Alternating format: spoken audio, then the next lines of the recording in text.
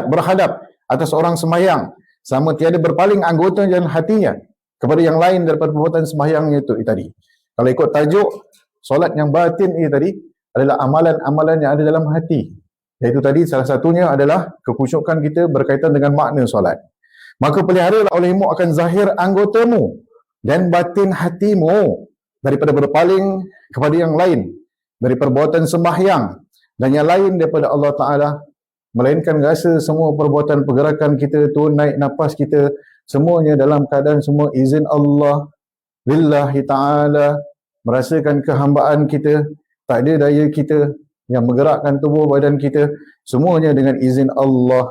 Itu yang dapat kekhusyukan yang besar, yang mana anugerah Allah berikan bagi hamba-hamba dia yang dalam keadaan sentiasa istiqamah dan mujahadah untuk mendapatkan rasa kelazatan kemanisan keimanan. Allah campakkan tuan-tuan, subhanallah, berkat pengorbanan hamba-hamba dia untuk mendapatkan kelazatan sembahyang, kemanisan iman, dengan daripada asalnya dia menghafal makna-makna sembahyang, dengan asalnya dalam keadaan dia memperbetulkan cara solat dia, dalam memperbetulkan cara solat dia, dia berpuasa pula dengan zikrullah dia, dalam tahajud dia, maka Allah anugerahkan satu nikmat yang besar.